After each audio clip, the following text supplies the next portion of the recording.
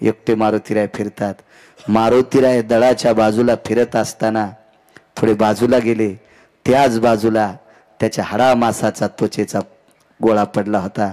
मारुतीराय चालत असताना साजूक चांदण्याचा प्रकाश होता आणि त्या प्रकाशात मारुतीरायच्या पायावर तो गोळा आदळला. तो येतो का रावणाकडे? म्हणलं रावणाकडे कशाला? अरे काय या रामाचं नाव घेऊन पाला खातोस तू झाडाचा? माझ्या दादाकडे आल्याच्या नंतर गावरान तुपातलं जेवण. म्हणला नको कडे. ते फार वेगवेगळं बोललं होतं पण आता सांगत नाही, पुढे सरकतोय, वेळ मोजकाय आपल्याकडं. इतकं बोललो घाणेरड्या वाणीत ते वानर, इतकं बोललं की ते ऐकल्याच्या नंतर त्या कुंभकर्णाला वाटत होतं जीव देवा का काय. इतकं खालच्या पातळीत बोललो. त्यानं सांगितलं 3.5 कोटी घरं देतो एकदा रावण मन. सांगतो जाऊ द्या. कुंभकर्ण काय म्हणला त्या वानराला? 3.5 कोटी घरं सोन्याचे देतो फक्त एकदाच रावण मन. ते म्हणला खरं सांगू का? यायम नैसर्गिक स्थित क्रियानाम शंका भयत लघुस्थिते यत साम्य दृष्टिवादायाम यति परभेदान भय व्याप्ती. सांगू का खाली येऊन? मी जर लघु शंका करीत असताना रावण जर पुढे आलो तर त्याच्याकडे तोंड करून लघवी करणं सुद्धा मला पाप वाटतंय. हे चिदान देगा देवा तुझा विसर न व्हावा, गुण गायीन आवडी हेची माझी सर्व जोडी. प्रस्तुत प्राप्त प्रसंग निवडलेला अभंग विश्वमान्य विश्वभूषण विश्वाधिकार विश्वप्रिय चिन्मय स्वरूप असणारी अधिकार संपन्न साधू श्रीमंत श्री जगद्गुरु तुकोबाराय यांचा मागणीपर प्रसंगातील प्राप्त प्रसंगी निवडलेला अभंग. विठाला विठाला प्राप्त प्रसंगी निवडलेला अभंग माझ्या तुकोबारायांचा आहे. या अभंगाद्वारे देहूतले मालक ब्रह्मांडाच्या मालकापुढे मागणी मागतात. सज्जनांनो, मागतात ती तुम्ही आम्ही असतात, मागतात ती माणसं असतात, मागायला लावतो तो जगाचा बाप असतो आणि जीवनात कधीच मागत नसतात ती संत असतात.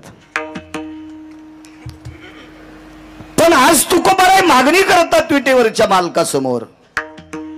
मग आपण एरवी ऐकतो की संत मागत नसतात, मग तुकोबाराय का मागतात? सज्जनांनो पुन्हा लक्षात घ्या, मागणी कळती त्यांना संत म्हणतात. ज्यांना मागणी कळती त्यांना संत म्हणतात, ज्यांना मागणी कळतच नाही त्यांना माणसं म्हणतात. आणि या मागणीमध्ये अडकवतो का, गुंतवतो का, त्याला देव म्हणतात. आणि याच्या चौकटीत न अडकता निमुटपणे बाजूला सरकतात, पुन्हा त्यांना संत म्हणतात. आणि ते तुकोबाराय आहेत. विटेवरच्या मालकासमोर एक आज मागणी मागतात. कुठली मागणी? हे चिदान देगा देवा, मला देऊन टाका देवा. काय पाहिजे तुकोबाराय? तुझा विसर न व्हावा. थोडासा कडक. मालक, मला तुमचा विसर नाही पडला पाहिजे, रात्रंदिवस तुम्ही माझ्या अंतकरणात असले पाहिजे, हे देऊन टाका. घेऊन टाका, काय हरकत नाही. पुन्हा गुणगायीन आवडी, रोज तुमचा गुणानुवाद याचं वर्णन करील आवडीनं, नित्य तुमचं भजन करील. हेची माझी सर्व जोडी. माझ्या जीवनातली ती जोड आहे. विटेवरच्या मालकानं सांगितलं, तुकोबाराय तुम्हाला भजन करायचं असेल, माझं गुण गायचं असेल तर देह मानवी लागेल. मग मानवी देह लागत असेल तर गर्भवासाला यावं लागेल. तर ते तुकोबाराय होते. गर्भवासाच्या दुःखाला पण असं काही नकार दिला नाही. त्याच्या अलीकडं देवानं आमिष दाखवलं. आमिष, माणसं आमिषाला बळी पडतात. मी तुमच्या पुढे सांगतोय म्हणजे मी फार शहाणा आहे का? मी सुद्धा तुमच्यातलाच एक आहे. पंत संत वाङ्मयाचा अभ्यास तुमच्या पुढे मांडतोय. मी सुद्धा तुमच्यातलाच एक आहे. माणसं आमिषाला बळी पडतात. जे आमिषाला बळी पडत नाहीत ती संत असतात. देवानं तुकोबारायला मोक्षाचं आमिष दाखिलं, धनाचं आमिष दाखिलं. तुकोबाराय म्हणले नकोय. न लगे मुक्ती आणि संपदा, मला मोक्ष नकोय देवा, मला संपत्ती नकोय, संत संग दे सदा, मला संतांची संगती पाहिजे.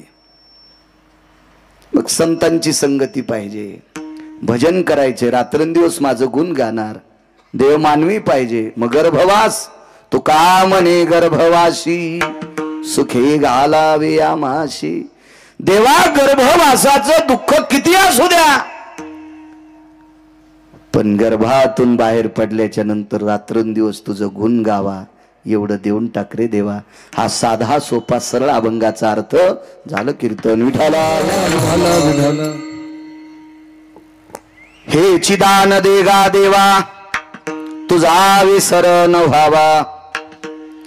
तुकोबाराय जगाच्या मालकाला एक दान मागतात, देवा मला तुझा विसर पडला नाही पाहिजे एवढं देऊन टाक. वाटेल ते देण्यासाठी जगाचा मालक तयार आहे. काय देता येत नाही त्याला. या सृष्टीतल्या प्रत्येक घडामोडी ज्याच्या मुठीत आहे तो काय देऊ शकत नाही, काय देऊ शकत नाही.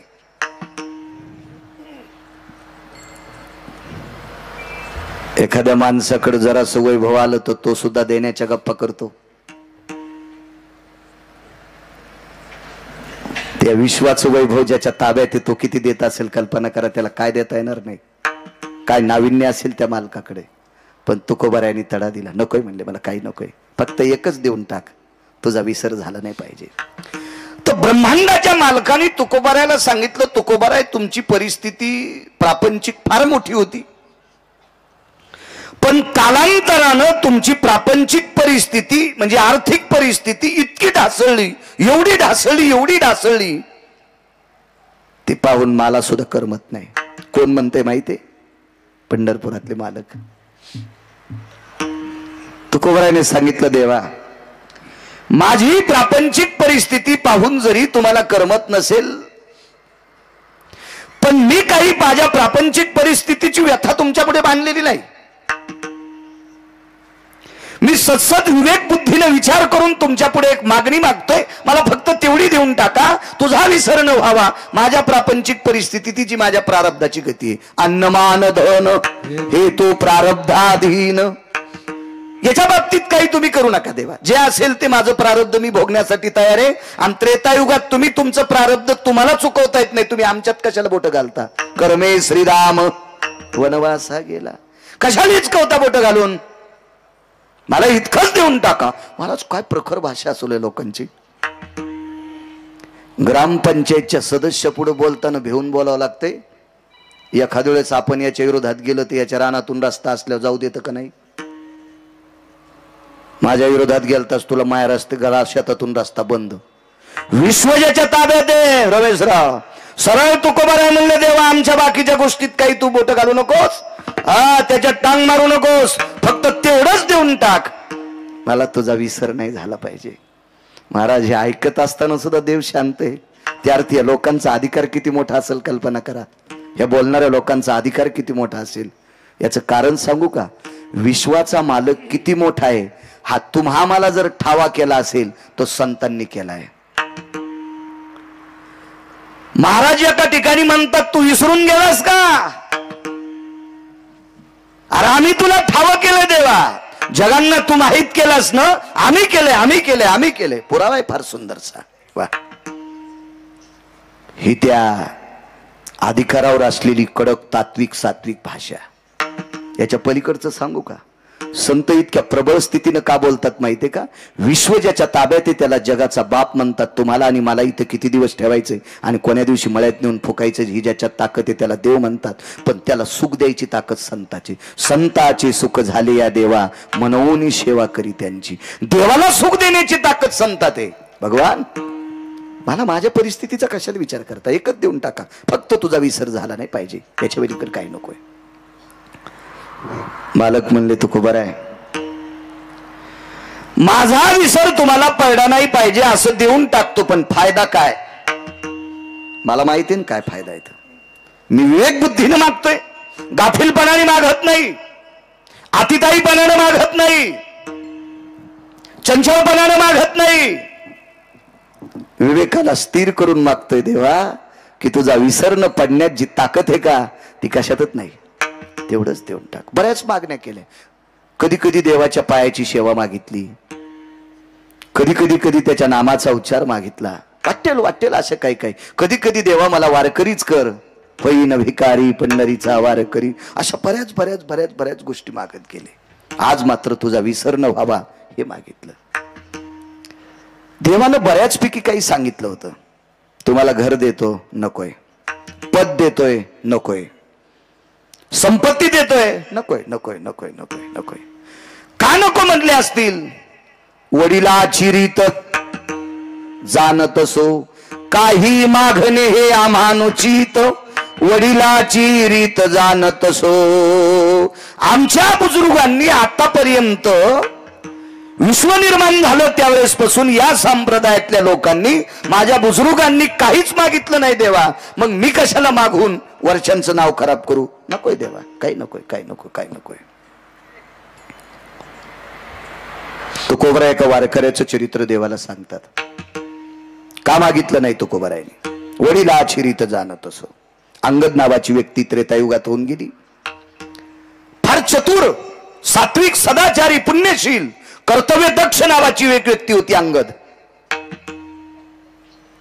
अंगद तसा योनीनं पशु योनीत होता, वानरांच्या योनीत होता. पण एवढा कर्तव्य दक्ष अंगद, एवढा कर्तव्य दक्ष अंगद, पंढरपुरातल्या मालकांनी 7व्या अवतारात त्रेतायुगात आपल्या पक्षाचा सेनापती पद अंगदाला देऊन टाकलं. एवढ्या अधिकाराचे अंगद होते. आणि ती पूर्वजाचा इतिहास तुकोबाराय देवा पुढे मांडतात. मला बाकीच्या कारणात गुंतू नको, मी मागतोय तितकं देऊन टाक. या अंगदाला पंढरपुरातल्या मालकांनी लंका देऊ केली. लंका, त्या लंकेमध्ये 7 कोटी घरं सोन्याची होते. 7 कोटी. एका घराची चौकट इकल्यावर 15-12 आमदार होता येते. रावणाच्या एका घराची चौकट इकल्यावर 15-12 आमदार होता येते. काय मायवेली कोणाची? त्याच्या विरोधात फॉर्म भरायची. नुसत्या भावट्याचं वजन होतं 22.5 क्विंटल. रमेशराव, 22.5 क्विंटल. उभ्या आणि आडव्या भावट्याचं वजन 22.5 क्विंटल होतं. 22.5 क्विंटल. कुलाफेन, फाळ्यान, तडशेन, फडशेन हे तर सोडून द्या. 15-12 आमदार होता येते. 15-12 एका चौकटीत. एका चौकटीत गुणिले 7 कोटी चौकटी. छत वेगळे, भिताड वेगळे, पायऱ्या वेगळ्या, फरच्या वेगळ्या. 269 किलोमीटरचं एकीकडचं भिताड होतं. गोळ्या नाही संपल्या माया, वाचून सांगतोय, ऐकून बी सांगत नाही कोणाचं. 269 किलोमीटरची भिंत पूर्वेकडची होती. पूर्वेकडची पूर्ण सोन्याची. 3 भिताड घरी गेल्या बघा किती लांबीचे होते आणि किती उंचीचे होते. ते अंगदाला देऊ केलं. फॉर्म टाकला मारुतीराया पुढं. राजे हो, मागायसाठी फॉर्म टाकला असता तर फाडून टाकला असता. देण्यासाठी फॉर्म टाकला. मारुतीरायाने सांगितलं तुमचं तुम्ही बघा. 7 कोटी घराची लंका देऊ केली अंगदाला. आणि मारुतीरायाला सांगितलं तुझ्या हाताने देऊन टाक. मारुतीराय म्हणले जरी आमच्या कुळातला असेल पण मला खालीवरी बोलून तुम्ही ठरवा. अंगदाला जवळ बोलवलं. अंगदा, जी मालक, जी जी जी जी.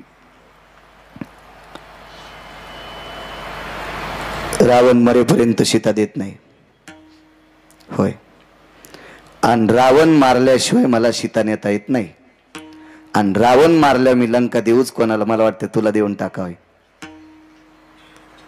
अंगदानं सांगितलं देवा याच्यानंतर हा शब्द वापरायचा नाही. वापरायचा नाही हा शब्द, वापरायचा नाही. कशामुळे मला लंका द्यायले? ऐक ना अंगदा, तुझ्या बापाला मी मारलं रे, वालीला मी मारले. तुझ्या भावाला जरी मी मारला असेल तरी पण तू माझ्या पक्षाचा झेंडा धरला, याच्याकरता मी तुझ्यावर प्रसन्न आहे. म्हणून तुला 7 कोटी घराची लंका देऊन टाकतो. नका देवा, कशाला कशाला देताय? लक्ष्मणजीला राग आला. लक्ष्मण शेषाचा अवतार, थोडासा राग येणं साहजिक आहे. आणि लक्ष्मणजीनं सांगितलं अंगदा कोणाकडे नकार देता? शांत बसाला. आणि मालक म्हणे जास्त फुमफुम करू नका, शांत बसा. ते अधिकारी लोक होते, ते भेट नव्हते कोणाला. भेटाय कोण माहितीये का? कानकोंड. जे ताटाखालचं मांजर असतंय का ते कोणाच्याही दारात शेपूट आली. ते कोणा हे कानकोंडीच नव्हते लोक. याच्याकरता भ्यायची काही गरजच नव्हती ना. लक्ष्मणजीला म्हणलेलं आणि मालक शांत बसा. लक्ष्मणानं सांगितलं अंगदा तुला कळतंय का कोण आहे? जगाचा बाप आहे. मग लंका भेटते का कोणाला? पण ती तुमच्यासाठी दुर्मिळ असेल, आमच्यासाठी सुलभ आहे. लक्ष्मणजीला माहीतच नव्हते पोरग किती अधिकारी बापाचे. तर अंगदानं सांगितलं, लहाने मालक मोठे मालक ऐका, लंका ज्याची आहे त्याला रावण म्हणतात, आणि त्या रावणाला बगलात घेऊन माझ्या बाबानं 4 समुद्राच्या आंघोळी केल्या. माझे बाबा किती ताकदवान असतील याचा विचार करा. रावणापेक्षा 28 पटीने शक्तिशाली वाली होता. जर माझ्या बाबाच्या मनात रावणाच्या संपत्तीविषयी पाप असतं तर बगलात रावण दाबला असता, टमाट फुटल्यासारखा रावण फुटला असता. लंका कोणाला राहिली असती? लक्ष्मणजी म्हणले वालीला. मग वाली गेल्यावर लंका कोणाला? अंगदाला. मग ज्या बापाने दुसऱ्याच्या संपत्तीवर डोळा ठेवला नाही, ज्या वालीने दुसऱ्याच्या संपत्तीवर डोळा ठेवला नाही, त्या निष्ठावंत वालीचा पुत्र मी अंगदे. मलाही सुद्धा लंकेवर डोळा ठेवून मालकाचं भजन करायचं नाही, निष्काम सेवा करायची. नकोय नकोय म्हणून हे अष्टादश संतांपैकी मालक म्हणतात, वडिलाची रीत जाणत ह्या मागच्या लोकांनी आतापर्यंत काही मागितलं नाही भगवान या आर्थिक व्यवस्थे बाबतीत. मग मला कशाला बुडवता? मला फक्त एक देऊन टाका, तुझा विसर न व्हावा. मग काय माझा विसर न पडण्यात तो कोबार आहे? तुम्हाला काय साध्य होणार आहे? ऐका देवा, द्वापार युगामध्ये पांडवांचं कौरवाचं वैर झालं. अत्यंत विकोपाचं वैर होतं, ते टोकाचं वैर होतं. आणि या वैराकार दुर्बुद्धीला खतपाणी घालणारा एक त्या काळातला विवेक भ्रष्ट, मतिभ्रष्ट, नीतिभ्रष्ट, आचरण भ्रष्ट, शील भ्रष्ट, 23 प्रकार आहे त्याच्यातले, बस झाली एवढेच. असा एक व्यक्ती होता. तो त्याचं नाव होतं शकुनी, गांधार देशाचा राजा. आणि या शकुनी नावाच्या व्यक्तीनं 2 भावाच्या मधात विष कालवलं. एके दिवशी शकुनीनं सांगितलं, बाचे बुवा, पांडवाला एक नवीन घर करा, लाक्षाग्रह राहिला. पुरोचन नावाच्या व्यक्तीच्या हाताने तुझा विसर न व्हावा का मागितलं तुकोबरायाने. गावाच्या हस्तनापुराच्या बाहेर बऱ्याच दूर एक घर बांधलं. इतका मोठा बंगला, इतका मोठा बंगला. त्याच्यात राळ, रांजा, कापूर, वेळूच्या चिवट्या असे ज्वलनशील पदार्थ टाकले आणि सुंदरसं घर तयार केलं. घराला रंगरंगोटी केली. घडीवर बघावा असं घर होतं. इंद्राच्या वैभवाला लाजविल इतकं सुंदरसं लाक्षाग्रह होतं. पण ते घर म्हणजे मृत्यूचा सापळा होता. त्याला अग्नी लागल्याबरोबर 11 सेकंदात घर जळणार होतं. एवढी मोठी त्याच्यात प्रभावशाली ज्वलनशील क्षमता होती. आणि एके दिवशी दुर्योधन आला आणि आपल्या काकीला म्हणतो, काकी तुम्ही राहता त्या घराची पडझड झालेली आहे. बाबा राजे आहेत माझे, मी राजपुत्र आहे, राजकुमार आहे. या नात्यानं माझ्या काकीला आणि माझ्या भावाला चांगल्या प्रतीचं घर भेटावं याच्याकरता तुमच्यासाठी त्या घराचं नियोजन केलंय. पण कुंती अधिकारी स्त्री होती. कुंतीनं होकार दिला पण राहण्यासाठी जात नव्हती. कुंतीनं सांगितलं, सुयोधन राजकुमार जाते एके दिवशी. मुहूर्ताचा दिवस निश्चित केला आणि त्याच्या आधी 4 दिवसानं विदुर काकाच्या घरी प्रवेश केला. आपल्या भाऊजाई आल्याबरोबर विदुर काकांनी आवाज दिला, वहिनी साहेब आपण या या, वहिनी साहेब या. बसायला बोऱ्या टाकला. विदुराच्या धर्मपत्नीनं पाणी दिलं आपल्या जावेला. विदुरानं विचारलं, वहिनी साहेब हाळशाच्या घरी गंगा यावी असं आमच्याकडे तुम्ही आलात, काय काम आहे? काका, राजकुमारांनी आम्हाला गावाच्या बाहेरचा वाडा राहण्यासाठी दिलाय. त्या घरात परवाला मुहूर्त काढला आणि त्या घरात राहण्यासाठी जायचंय. काकांनी सांगितलं, होकार दिला वहिनी साहेब? जी. जा आता. होकार दिलाय त्या अर्थी जावा लागन वहिनी साहेब. पण लक्षात ठेवा, ज्या दिवशी राहण्यासाठी जाताल त्या दिवशी 2 मिनिटं माझ्याकडे येऊन जा. निश्चय केला. राहण्याचा दिवस ठरला आणि त्या दिवशी आपली 5 वासरं घेऊन एक आई आपली लेकरं घेऊन त्या घरात राहण्यासाठी जात असताना चौकात उभे केली लेकरं. धर्माला सांगितलं, बाळा सांभाळ आपल्या 4 भावांना, मी 2 मिनिटात काकाकडे जाऊन येतोय. काका झोपड्यात राहत होते पर्णकुटीत. हो, धृतराष्ट्र मृत्यू पावल्याच्या नंतर 1250 वाड्याचा मालक, 1250 वाड्याचा मालक, हो 1250 वाड्याचा मालक. पण झोपड्यात राहत होता 12 वर्षाच्या झोपड्यात. विरक्तातला आरूढ व्यक्ती, राजकारणातला 2 नंबरचा डॉन होते विदुर काका. राजकारणातले 2 नंबर. पृथ्वीवर जितके देश आहेत का, एकाही देशामध्ये विदुरासारखा 2 नंबरचा डॉन जन्माला आला नाही, ते विदुर काका होते. महाराज पंढरपुरातला मालक राजकारणातला 1 नंबरचा डॉन होता, पण विदुराला राजकारणातले पाडे विचारल्याशिवाय राजकारणातला पाऊल पुढे टाकत नव्हता. देवानं विदुराला राजकारण विचारावा, एवढा टोकाचा राजकारणी होता रमेशराव, एवढा टोकाचे. आणि त्या विदुर काकांनी आपल्या भाऊजाईला एक प्रतिमा दिली. वहिनी साहेब, ह्या प्रतिमेचा विसर पडू देऊ नका, तुम्हाला चिंता नाही. पदरात ती प्रतिमा बांधली आणि लाक्षागृहात राहायला गेले. कोनाड्यात वस्त्र टाकलं, त्या वस्त्रावरती प्रतिमा अधिष्ठित केली आणि आपल्या बाकीच्या नित्य व्यवहाराला सुरुवात झाली. एका व्यक्तीनं प्रश्न केलता, घराला अग्नी लागल्यावर 11 सेकंदात जर घर जळत असेल तर मग कोणती स्वयंपाक कुठं करत असेल? प्रश्न गोड आहे, गोड प्रश्न आहे. महाराजाच्या नाकात वारं नाही घुसायला पाहिजे असं काही विचारल्यावर. घराला अग्नी लागल्यावर जर 11 सेकंदात घर पेटत असेल संतोष बुवा, तर मग स्वयंपाक कुठं करत होते? तर त्या घराला तळमजला होता. म्हणून राहत्या घराला वास्तुशास्त्रानुसार तळमजला निषेध असतो असं वास्तुशास्त्र सांगते, गिरगावकर सांगत नाहीत. आणि वास्तुशास्त्र काय गिरगावकराच्या घरातल्या लोकांनी लिहिलेलं नाही. तुम्हाला जरी पटत नसेल तर ज्यानं लिहिलंय त्याची सोय पहा. विठाला विठाला विठाला.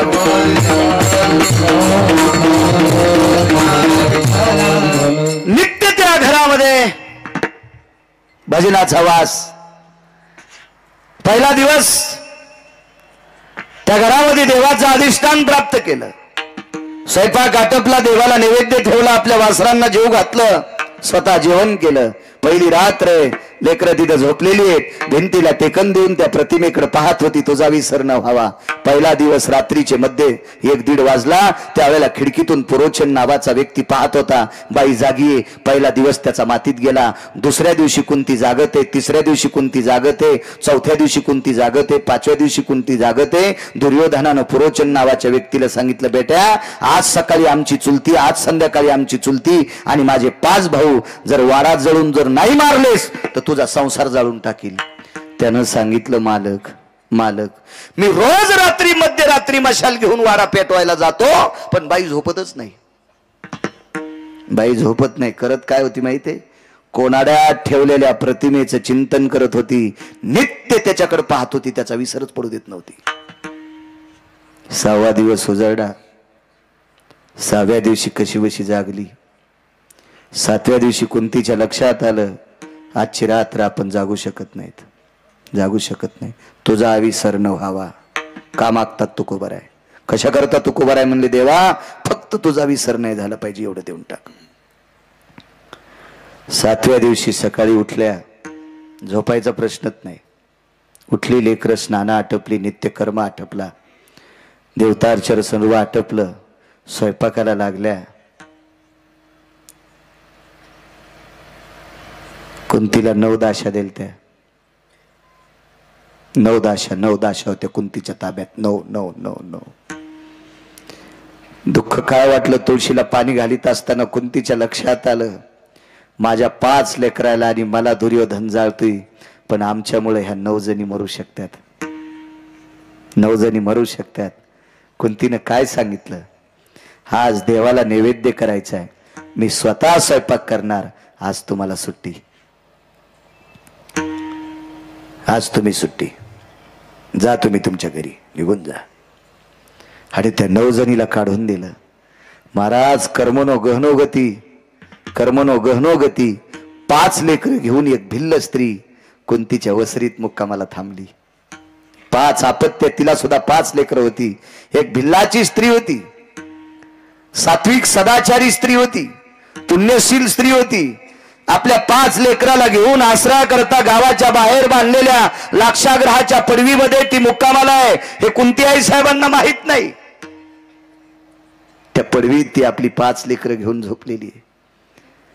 9 दाशा मरू नये याच्या करता कुंतीनं परत केल्या. पुराण वाची, लक्षात येईल तुमच्या, घरी परत केल्या.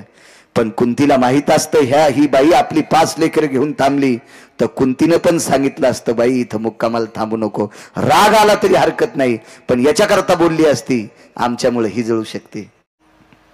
पण नियतीला जे मान्य आहे त्या गोष्टी होत असतात. सज्जनांनो, दुर्योधनाच्या लक्षात आलं पाहिजे होतं की 5 माणसांचे आणि एका बाईच्या अस्थी सापडल्यात, त्या ती कुंती आणि पांडव संपलेत त्याला. मग हे 5 लेकरं आणि ही भिल्ल स्त्री कोण असावा, त्याच्यासाठी एका पुराणातला दिलासा घ्या, ते राहू देतो मी. हे ऐकल्याच्या नंतर रिॲक्शन होईल, कारण सगळ्या गोळ्या एकट्या घेत नसतात. विठाला विठाला विठाला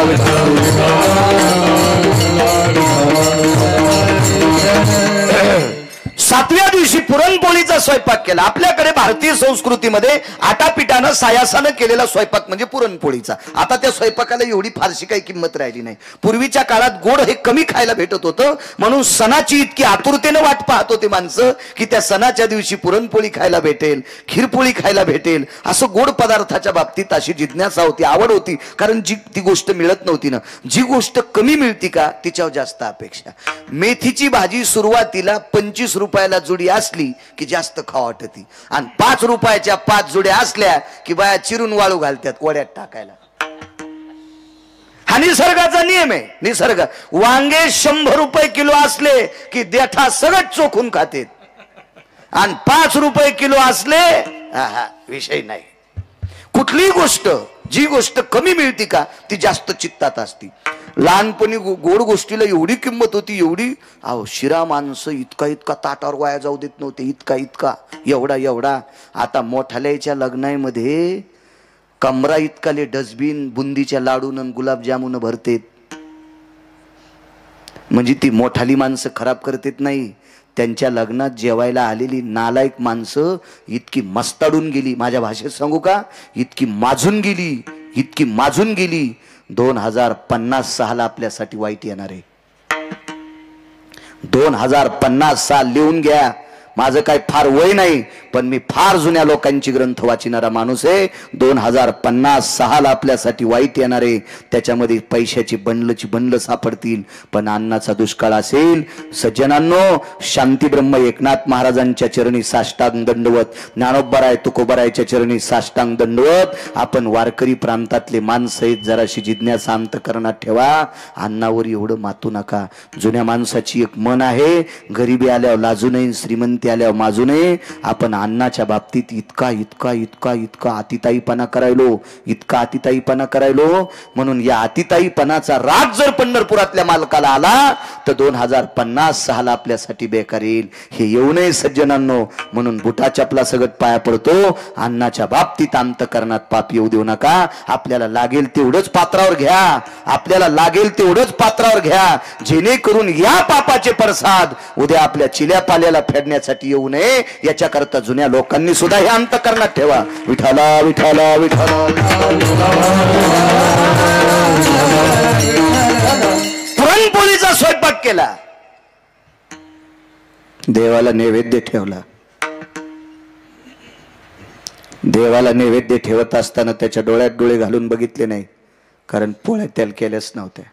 कोणाला केल्या त्या लक्षात घ्या. 5 लेकरं जेवायला बसली, 5 लेकरं जेवायला बसली. गोड बेस कमी करा दादा.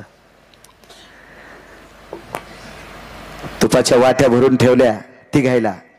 धर्म, भीम आणि अर्जुन, इको पण कमी. आणि दोघांना पुरणपोळ्या तुपात चुरून दिल्या, चुरून चुरून चुरून दिल्या. कोणाला माहिती आहे? नकुल आणि सहदेवाला. कारण हे 3 कुंतीचे होते आणि 2 माद्रीचे होते. माद्री जात राहिली होती. कुंतीच्या लक्षात आलं, नियतीने आपल्याला मदत करावा, नियतीने म्हणावा, पोटच्या लेकरापेक्षा सवतीच्या लेकरावर जास्त प्रेम करती, असं नियतीनं म्हणावं, लोकांनी नाही म्हणावं. इतकी जिज्ञासा कुंतीच्या अंतकरणात होती. 5 मुलांना गावरान तुपाचं भोजन दिलंय, पुरणपोळीचं. नकुलानं विचारलं, आई हाच काही सण आहे? हाच काही पर्व काळ आहे? भगवंताचा जन्मदिवस आहे? एखाद्या संतांचा जन्मदिवस आहे? नाही बाळा. मग का पुरणपोळ्या केल्यास ग?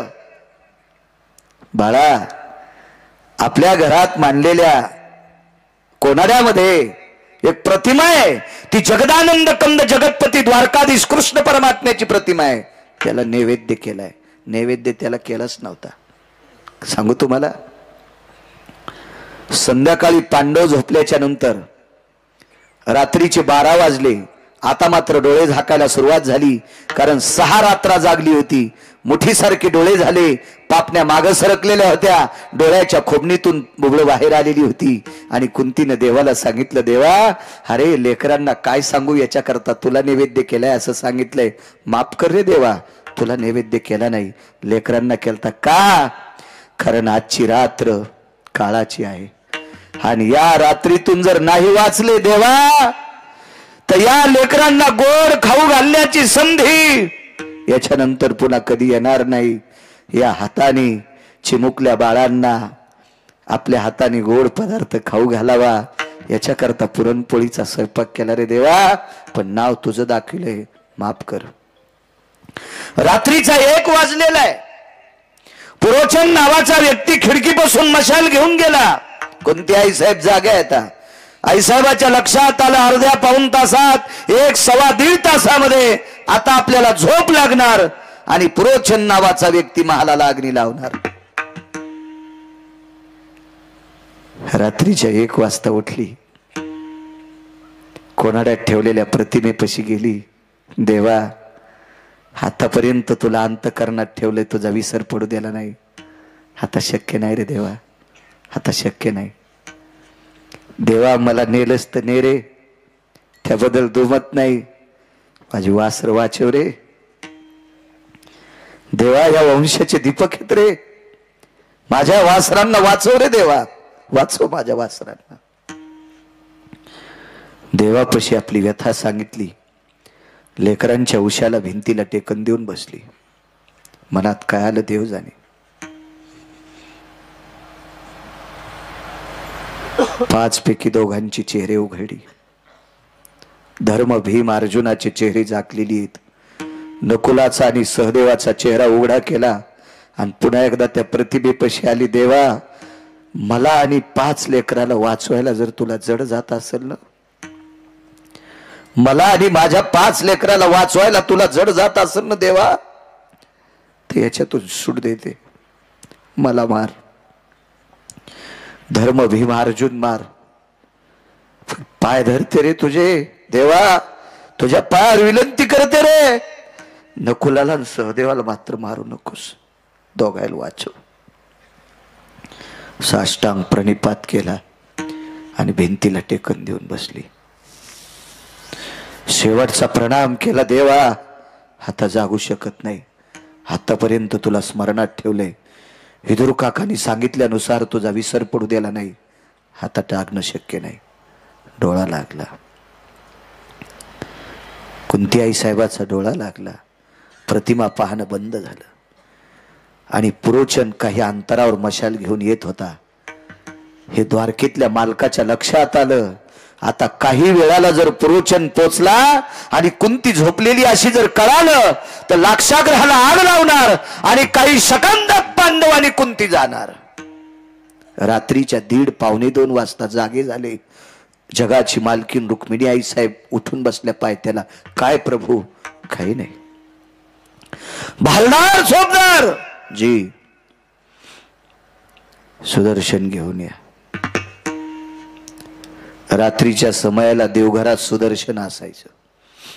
ते सुदर्शन प्रभूच्या हातात दिलं आणि जगाच्या मालकानं ते सुदर्शन बोटाला अडकिलं आणि त्या सुदर्शनाला सांगितलं, अरे जिनं 7 रात्र जागून मला अंतकरणात ठेवले, मुठीसारखे डोळे झालेत रे, तिला आणि तिच्या वासरांना मारण्याचा प्रयत्न पुरोचन नावाचा व्यक्ती हस्तिनापूरच्या नालायक राजाच्या मुलाच्या सांगण्यानुसार करतो, गांधार देशाच्या हलकट राजाच्या सांगण्यानुसार करतो, जयद्रथासारखा मूर्ख व्यक्ती त्याच्या सांगण्यानुसार करतोय, दुःशासनासारख्या दुर्जयी माणसाच्या म्हणण्यानुसार करतोय.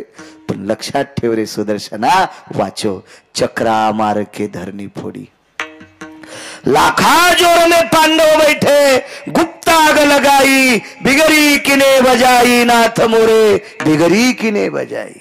ते सुदर्शन सोडलं, ज्या ठिकाणी कुंती आणि पांडव आहेत त्याच ठिकाणी भुयार पडलं. नर्मदेच्या तीरावर पांडवांनी कुंती घेऊन गेले आणि लाक्षाग्रह जळालं. सकाळी दुर्योधनाच्या लक्षात आलं आपली काकी आणि आपले 5 भाऊ वारले, पण आस्ती कुठे येता? एका बाईच्या बांगड्या सापडल्या भाऊ, त्या भिल्ल स्त्रीच्या बांगड्या होत्या आणि 5 अपत्यांच्या अस्थी सापडल्या.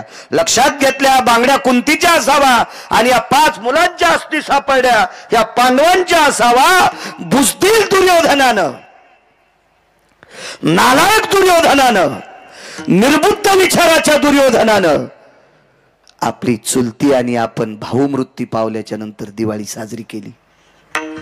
या भारत देशातल्या 14 नालायकापैकी एक दुर्योधन नालायक होता. रक्ताच्या नात्यातली संपल्याच्या नंतर दिवाळी साजरी करतो इतका नालायक दुर्योधन होता. पण महाराज ती पांडव नव्हते, एका साध्या स्त्रीचे लेकर होते, एका गरीब स्त्रीच्या अस्थी होत्या, तिच्या बांगड्या होत्या, तिच्या बांगड्या होत्या. चला तिकडे पोचले. या मुद्द्यावर अभंगावर माझे तुकोबाराय म्हणतात देवा, अरे ज्याला संध्याकाळचा ठिकाणा नाही तो रातच्या झोप मोडून उठत नाही. रातच्या झोप मोडून मला फीस कमी करायची होती, शिकायला होतो मी 7वी पर्यंतच शिकलो. आताची माई परिस्थिती इचकू नका, मी मागची सांगायलो, मी मागची सांगतोय मागची. तर एका त्या फॉर्मवर सरपंचाचा शिक्का आणि सही लागते ते फीस माफ करण्यासाठी. त्याला कोणता फॉर्म म्हणते सांगता येईल का? ABC form. वा वा. त्या फॉर्मवर सही घ्यायची. मग सकाळी सकाळी सरपंचाच्या घरी गेलो तर 9 वाजलेले होते. 9 वाजता गेल्यावर सरपंचाची बायको लेंड्या झाडू लागली. 5-6 शेपुड्या होत्या लिंबाखाली बांधलेल्या आणि लेंड्या झाडू लागली. तर मी म्हणलं बाई बाई दादाला बोलायचं, इतक्या सकाळी थुत्र घेऊन चालतात? 9ला सकाळ असती होय? झोपू गिपू देतात का नाही? काय गुत्त घेतलं गाव ते ना? आणि हिच्या नवऱ्याला एकच बोट, रात्री एक हार पिलता, दारापुढे एकच दिसू लागला. तर त्याची बायको इतकी आयटीत आलेली. 11 वाजता ये. तर 11 वाजता गेलो तर ते घरी नाही, ते घरी नाही, ते घरी नाही. संध्याकाळी गेलो, संध्याकाळी तर ते त्याचा दरुजा पुढून होतं, मागून भीतीला टकरा घेऊ लागला. ए उघडणं दरुजा, उघडणं दरुजा, मागून भीतडाला. हो.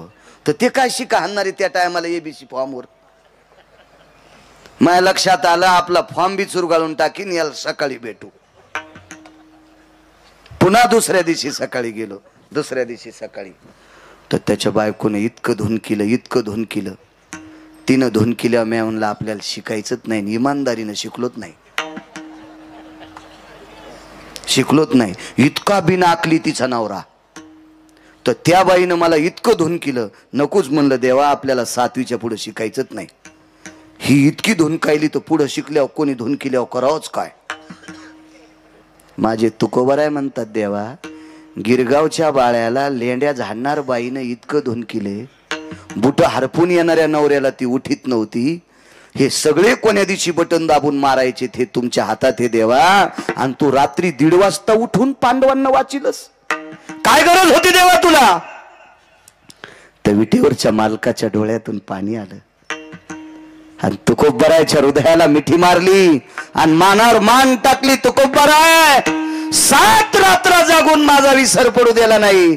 आणि ती पांडवांनी कुंती जगाली असती तर मला करुणेचा सागर नाव हे पुसून टाकलं असतं, पुसून टाकलं असतं. दयेचा सागर, करुणेचा सागर हे नाव डांबरानं पुसून टाकलं असतं. मग ऐका देवा, तुमचा विसर न पडल्यामुळे जळत्या लाक्षागृहातून पांडवांनी कुंती वाचवता, ही तुमचा विसर न पडण्यात ताकद आहे. मग मला तरी दुसरं देताच कशाला, म्हणून पहिलं कडवं. वा देवा, याच्या करता तुमचा विसर पडला नाही पाहिजे एवढं देऊन टाका.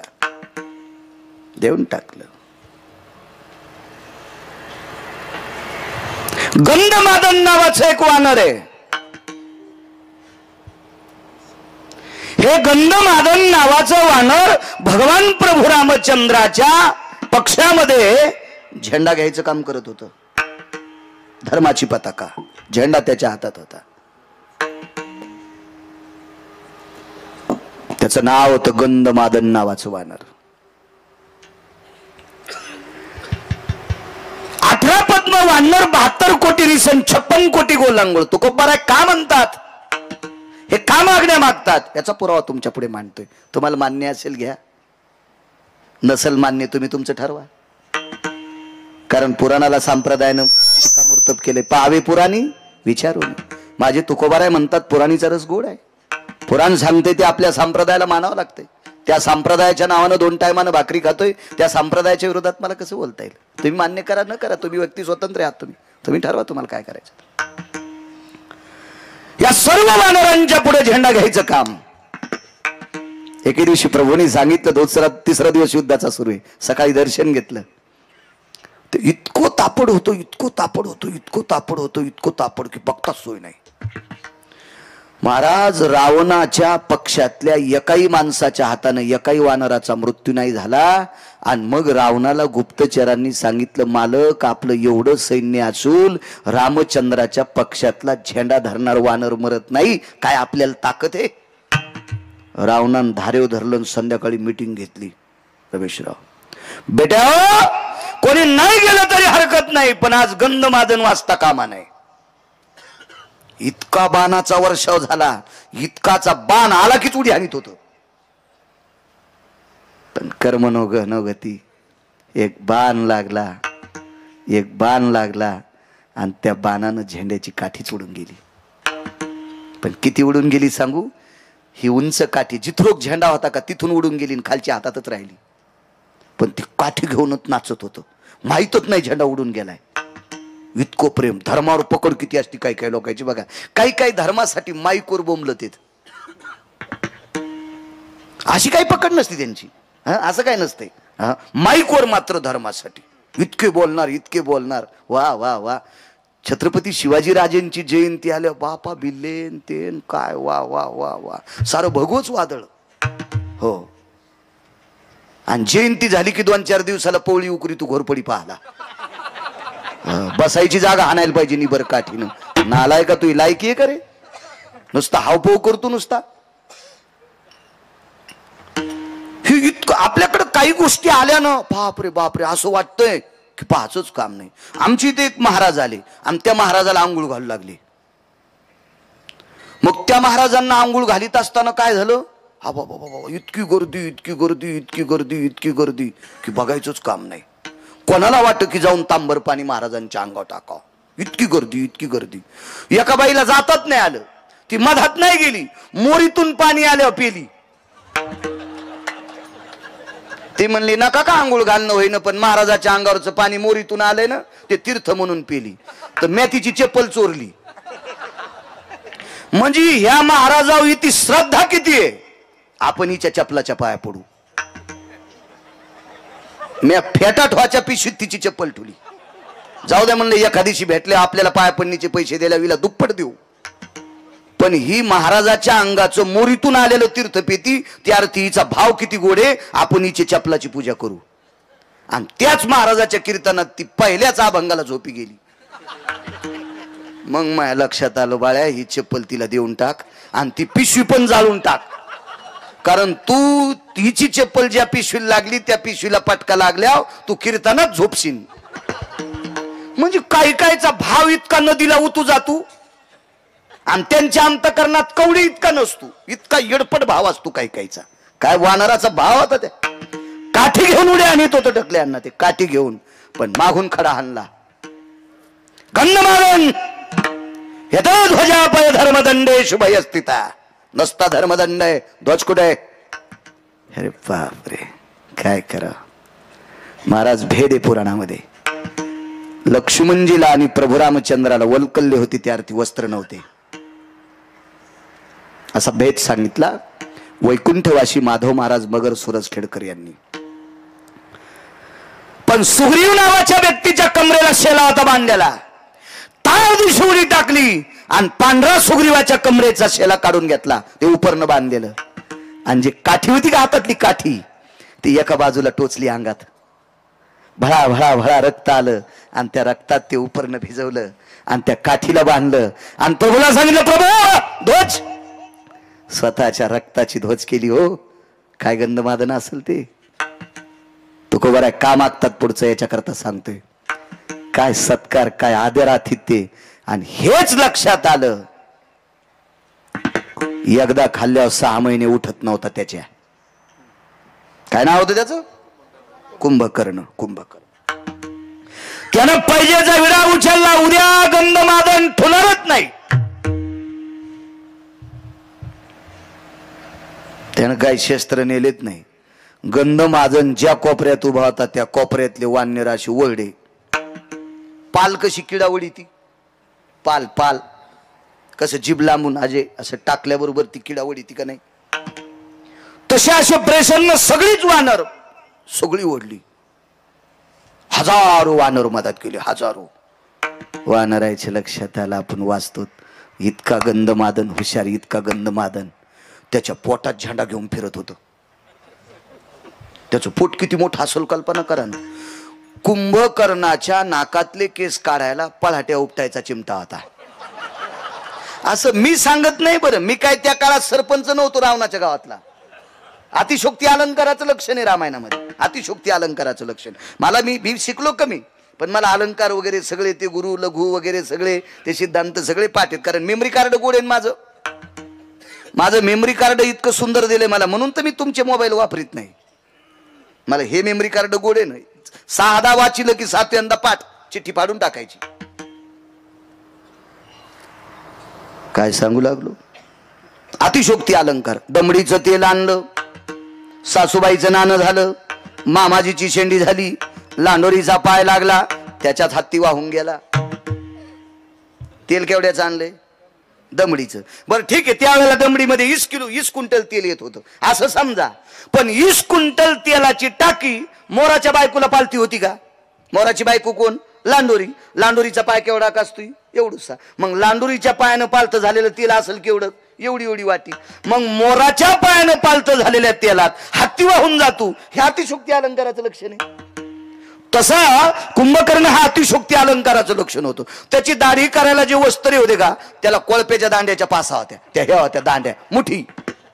हो एवढा एवढा एवढा कुंभकर्ण होता. ओढूनच घेतली वानर सगळे. पण सगळ्या वानरांच्या भोवताल पोटात फिरत होतं. मरू देत नाही रे, काळजी करू नका, त्याचं गुण गात राहा. मरायला लागल्या भजन आठवतोय ते म्हणले, वाचायचं असेल तर गुण गा. राक्षसाच्या पोटात गुण गायलं. राक्षस पुरावे 1-2 देतो तुम्हाला. पोटात गुण गायल्याच्या नंतर एक जण म्हणला, कौरक गुण गाच रे. म्हणला, रस्ता दिसूस तर. इतक्या टोकानं पोटात गुण गायलं आणि प्रकाश पडला तो कानातून. आणि मग गंधमादनानं सांगितलं, हानान उड्या येडपटा होती, होच रस्ता आहे ना. कानाचं भिताड फुटलं कुंभकर्णाच्या आत, त्याला आपण पडदा म्हणतो ना, ते फुटलं त्याचं भिताड यायच्या आवाजानं. आणि प्रकाश बार हाना उड्या, सन सन सन सन उड्या हाणल्या. पण कुंभकर्णाच्या लक्षात आलं, जे झेंडा घेतय का त्यानं शहाणपणा केलाय, याला नाही वाचू देत, याला वाचू देत नाही म्हणले. आणि मग कानाला चाळणी लावली बोटाची. उडी हाणल्याबरोबर फेल दिशी गंधमादन धरला. झेंडा आणि तेन सगळंच असं धरलेलं होतं. कोण? त्याला वाटलं आवाजान भीन. ते बारक्या बुरक्या माणसाचा कार्यकर्ता होतं का ते अशा माणसाचा कार्यकर्ता होत. या विश्वावर ज्याची सत्ता आहे त्या मालकाचा ते कार्यकर्ता होत. कोण? ते म्हणलं, ऐकू येते ना, हळून बोल. तो तरी एककडचा कान फुटलाय आणि मॅच फोडलाय. मला दोन्ही कान आहेत, हळून बोल ना. अरे तुरच रावणाच्या भावाला, ज्याला 7 कोटी घर आहेत, त्याच्या भावाला वानर आरोतुर बोलायले. आपण बऱ्या बुऱ्या माणसाला आरोतुर बोलले आपल्या अंगावर गाड्या घालतील. हो, पुन्हा ताकद नाही कशाने मेला आणि काय मेला सांगायची. आहे का हिम्मत कोणाची? एवढा मोठा श्रीमंत रावण आरोतुरच. कोण? हळून बोल म्हणला. गंधमादन. गंधमादन नाव कशा करता ठेवलंय? तुकोबारा का मागता त्याच्यावर बोलतोय. तुकोबारांच्या कडव्यावर कशा करता गंधमादन नाव ठेवलंय? ते म्हणला जरासं नाकाच्या जवळ घेऊन पाय ना, लय नको नेऊ म्हणे, मला मळमळ होईल.